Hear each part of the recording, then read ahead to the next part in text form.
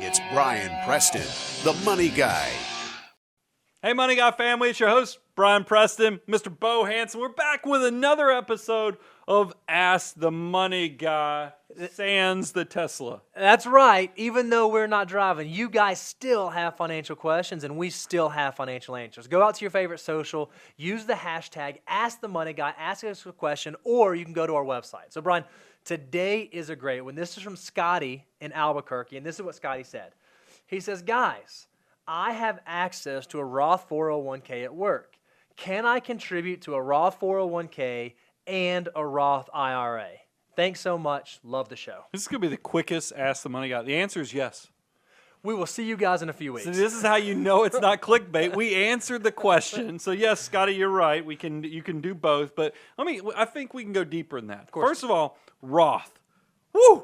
I get excited. You hear the word Roth, you give the Ric Flair, because that means tax-free growth, which is awesome because it means, yes, you don't get a tax deduction now, but when you get that 88 times over growth or that multiple, that compounding interest where it's exponential growth, you put money in, it grows, it's tax-free. Yep. Now, I want to go even deeper. What I like about tax-free growth is there's also some benefits from an estate planning standpoint, but you have to be careful because I want you with Roth IRAs, they have income limitations. That's right. And it depends upon what year we're talking about, but it does limit you for single individuals and married individuals once your income gets over a certain threshold. And for married couples, it's right around a little under 200,000. A little under 200, and I think for single folks, it's a little over like 120. And essentially the government says, hey, you make too much, you can't put money into Roth anymore. So it's too much of a good thing because realize they've caught on to the fact that tax-free growth, they're giving you this benefit as kind of a carrot. The government says, we want you to have money in retirement, so we're going to give you this tax-free opportunity, this tax-free growth, but they're not giving it to everybody they consider fat cats. That's right. Except if you have a Roth 401k or 403b. Guess what? There's no income limitations on your ERISA plans that are Roth components. So that's an awesome thing because then you can also do $19,000 in 2019. You can do $19,000 with a $6,000 catch-up, right? That's exactly right. So think about what you just said. A lot of folks live in this world where they make too much money to contribute the normal $6,000 to a Roth IRA or $7,000 if you're over 50. But you could be somebody who makes $10 million a year, but if your 401k has a Roth component, you could actually put $19,000 away on a Roth basis in your 401k, no matter what the income you make is. And then do $6,000 into your Roth IRA That's exactly too, because right. that's what they are stackable. It doesn't have to be you do one Roth, you don't get to do the other Roth as long as your income is below the threshold. But let me tell you some differences too.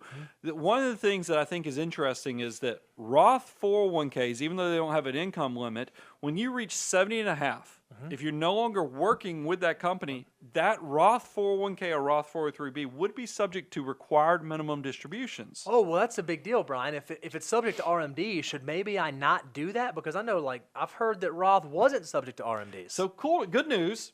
You can just roll those Roth assets that are in your 401k and 403b, and you can roll them into a Roth IRA, and then all of a sudden it's happy times again. The party starts back over because Roth IRAs are not subject to required minimum distributions. That's why they are an incredible opportunity from an estate planning standpoint, is that you can let these assets continue to grow tax-free and then pass them on down to your heirs. What an incredible opportunity. So, Scotty, the answer to your question, quite simply, can I do a Roth IRA, can I do a Roth 401k, is yes, and it's a great opportunity. How do you know, if you're someone who has access to Roth 401k, Brian, how do you decide, should I do the Roth or should I do pre-tax? It's really on how much income you make and how much taxes you pay. If you live in a high tax state as well as a high federal tax bracket, because remember the maximum tax bracket is 37% now. Yep. If you're one of those people, I think, Bo, give me the rates that, because we replaced the 28 and 25, is it 23%? It's 24, 22, 24, and then it goes up to 32. So, as long as you're in those 20s, I think it's okay to consider doing the Roth, but once you cross over that, I kind of like taking that deduction because you're hoping that when you retire, you're getting a little lower tax bracket and pay a little less taxes in retirement. Yeah, and I think even if you want to get sort of advanced and think about your state tax rate too, if you combine your state and federal rate and it's less than 25%, Roth probably makes a lot of sense for you. If you combine those two and it's over 30%, pre-tax probably makes a lot of sense for you. If you're in that in-between zone, there's a lot of other variables that come into play to see if it makes sense. It's hard to give specific advice on that because I don't know your age, we don't know your risk profile, we don't even know what your long-term goals are, so that part might need to be custom, and that leads me to close it out with, look guys, if you are the CEO that has built up enough assets, when I say CEO, I'm not talking about you run the Fortune 500 company that you idolize and look up to. I'm talking about your assets of your discipline. They've grown enough. You are now the CEO of a big organization of financial assets. Why not hire CFOs? Yep. Consider taking the relationship to the next level. We believe in this abundance cycle where we love on, give you free advice. We just ask, pay us back. When you get to the point you need a second opinion, reach out, moneyguy.com.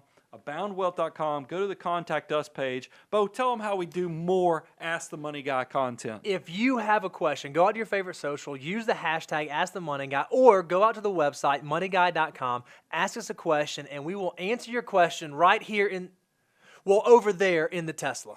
That's right. I'm your host, Brian Preston, Mr. Bo Hanson. We'll talk to you soon.